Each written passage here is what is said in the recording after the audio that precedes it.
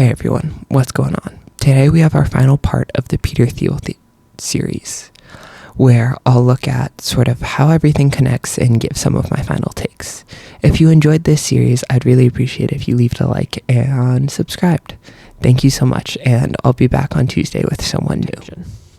But these are all the people we mapped earlier. I spread them out a little bit. I took Sean Parker and Lucas Nokus off because they aren't super important for this picture, which is all of the people from the previous slide is their headshots shaking whose hand?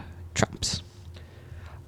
If you're here in the very beginning, I was saying that you should stick around for the end because I'll be calling out the man behind the shadow. This is me doing that. This is starting from top left to top to bottom. We have Tristan Abbey. He is editor at Stanford Herald, partner at Clarion Capital, partner at Founders Fund, currently a director of energy and admissions in the U.S. government. We got Elon, buddy with Trump. This is, again, before they had their little tussle and the whole falling out of Doge, but ultimately they're still not.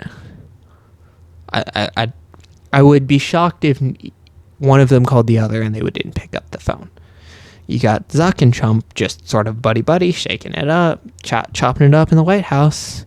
I mean, I feel like I see headlines of those two together on a regular basis. Got Alex Karp meeting Trump in the White House, which is just now fully adorned in gold, by the way. I think that's kind of gross. Then we got David Sachs, our current AR czar. AR czar? Yeah? Or crypto czar? Crypto czar. Current crypto czar. David Sachs, here with yours truly, Big Donnie T. We got JD Vance and Trump sharing some emotional soulful eye connection, like firm in the web. Then we have Ken Howery, who I mentioned earlier is the current ambassador to Sweden and the preceding or next ambassador to Denmark. And then I also attached Trump's True Social saying basically that he's the ambassador to Sweden and announcing he's the next one to Denmark. And lastly, we got Thiel and Trump, them like the final pairing. But yeah, this is sort of the reason I was mapping all of these people to begin with, is because I saw this immediate connection and I was like, I wonder how many of these people have photos with Trump, because I couldn't find any of them with Thiel. And yeah. So what? Again, disclaimer, we're for a while been outside the realm of research and looking in personal opinions, but these are all personal opinions. The long-term goals of Thiel is to shift the Overton window that we were talking about earlier, is to keep that fracturing going. Realistically, he doesn't give a fuck about how high it goes. He doesn't give a fuck about how far left it goes. He just wants it to keep going down and right. And if it keeps going down and right, he doesn't give a fuck where else it goes. Honestly, I think the middle fracture does not bother him at all. And then, like, he wants to literally move that window, I think, a little bit to the right so that wherever he is on the right side is right in the center of the opinions on the right. Again, I think it's very natural human tendency to want to sit exactly at the center of a standard deviation curve. I think goal number 2 of his is to protect his money. Again, dude made $600 million from the whole Facebook thing, has $400 billion with a B in Planetar. And again, that's his capex. He doesn't have all of that, but he has 15 other not philanthropic, like VC startup investment funds and firms, that are ranging from basically $100 to $600 million in total assets managed. And again, this is a massive amount of money that he is accrued over his lifetime, and really not even over his lifetime, over the past 25 years.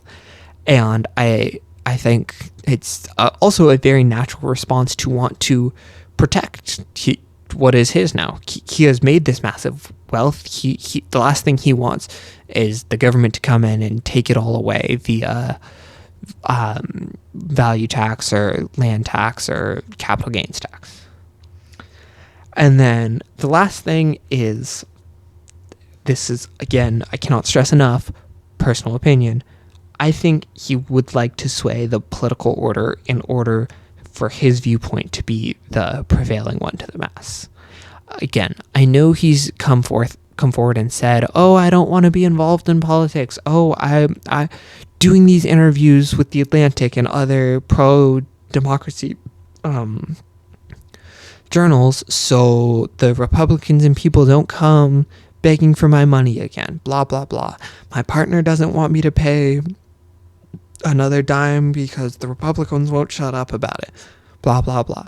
Like, despite all the smoke and mirrors, I think that there is a deep desire to have sort of the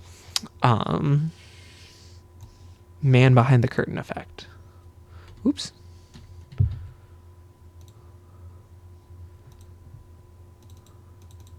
Do we not gonna work? That's enough. I think here. This is the last way I'll draw this map. I really think the Wizard of Oz scene speaks for itself. This idea that there is somebody behind the curtain, I feel could hold some truth. And I think if we draw it like this, you can see where that idea gets its legs from. And again, these all could be coincidental occurrences that all of these people worked for Thiel and are now in Trump's administration. But I think it's very convenient, to say the least, that these people have as deep and devoted ties to Thiel. He has as much money as he has, proclaims to have no interest in politics, has questionable ties to some of these massive black box donation chambers that ultimately go on to fund the current administration. Yeah, I think that's, I don't know if telling is the right word, but indicative that Peter Thiel has more power than his citizens' vote is given, if that makes sense. Peter Thiel as an individual has more power than you or I do when it comes to a ballot box. And with that, I think